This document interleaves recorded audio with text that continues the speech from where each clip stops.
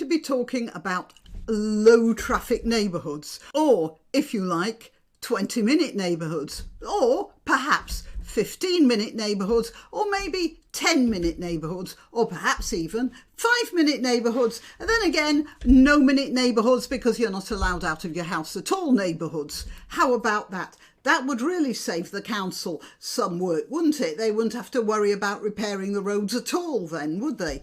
Now, we're getting some protests about this because what's happening is a lot of councils are holding consultations and then doing what they want anyway. And they've started to install bollards and they've got some kickback, mostly from people who voted for them. I'll get onto that in a minute. My name is Granniopteryx. I am to be found on YouTube, Rumble, BitChute and Minds. I let you know when I've uploaded a new video on Twitter, Gab and Parler, where I am at Granniopteryx. Please like this video and please share it and please check your subscription if you're subscribed on YouTube, because subscriptions drop from YouTube for no apparent reason. And if you're not subscribed, just give that subscribe button a push and the bell, that's important as well.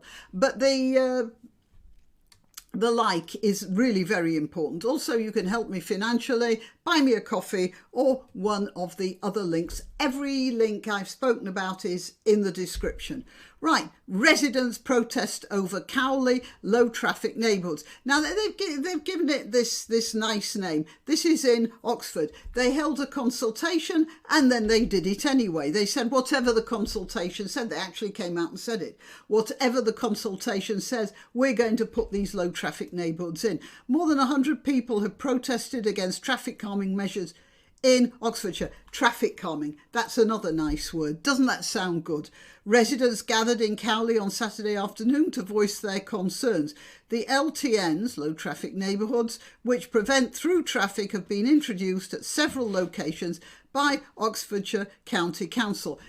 You will notice that most of the councils that have done this, in fact all of them so far as I've been able to work out, are Labour councils or Liberal Democrat or Green, that sort, or a combination of thereof.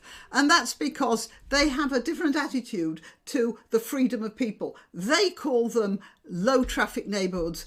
I call them ghettos. Right, here's another one. This is Hackney. Protesters claim Hackney LTNs cause more traffic and pollution. Of course they do. Of course, you know, if you've got to drive out of the town to go round and then come back down again, you're going to be spending more on petrol and you're going to be pumping more fumes into the air. There's, you know, this idea of stopping people from moving around by stopping them taking the most direct route, that's a myth. Here we have the Argus. Where's this? Brighton. Yes, of course. Brighton, low traffic protesters slam council with video game. Right, I suppose you have to avoid. That's quite amusing. So a few people are kicking against this. 2 more London boroughs to review LTNs after protests, which is good. They are actually getting kickback. But I have to point out that they have done this because they think they can do anything, because most of these Labour councils just get voted in, however inefficient, corrupt and power hungry they are.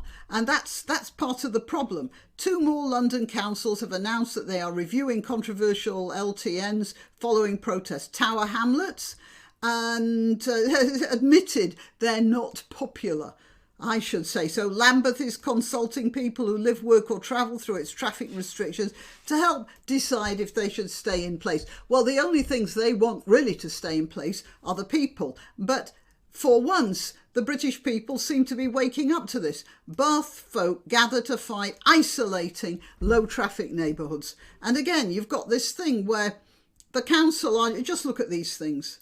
Now, I also found, oh dear, I don't have it here, but there's a company called, just a minute, I'm going to find them. There's a company called Quintain, and I see them, their names turning up in this in in relation to the low traffic neighbourhoods. They're doing a development in Wembley Park, but I'm wondering how many companies that might be involved in the construction of the bollards, in the maintenance, in the barriers, in the planning. I'm wondering how many companies are involved in the decisions of these councils. I actually don't have the time to go into a lot of research, but perhaps somebody who watches this video might be more interested in doing some digging about there, because I'm wondering whether there aren't some construction companies of various sorts having quiet chats with these councils. Anyway, yeah, there is some kickback now against the idea of ghettoising people, and we are fighting a tendency. That is, it started with the lockdown, or rather, it was shown to be effective with the lockdown, and opportunists are now coming up with the idea that maybe we can in some way normalise this. Remember that there is a sort of philosophy abroad of categorising people by their skin colour or ethnic origin, that sort of thing. So we're already thinking in terms of compartmentalisation, and the neighbourhoods, which will be, as I say, little ghettos for rich, middle class and poor, because that's what'll happen. That's another way of compartmentalising people. It is a very dangerous tendency. And although you can make an argument for clean air and that sort of thing, every city has had dirty air since the beginning of cities. And we just have to realise that. We can deal with it in some ways, but imprisoning people is not the way to do it. So dealing with air pollution by stopping people from going out is not the answer.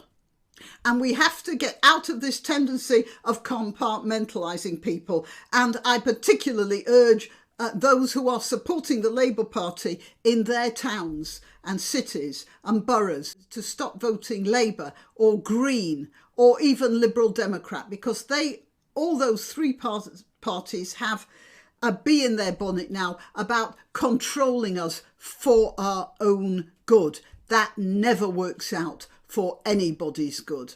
All right, till next time. Why not treat yourself or a favoured relative or friend to these magnificent examples of merch? The mugs and t-shirts come in the granniopteryx design or Grambo, with a firearm or the more deadly knitting needles. Go to www.granniopteryx.com, and whatever platform you're watching this on, please click like, subscribe and share.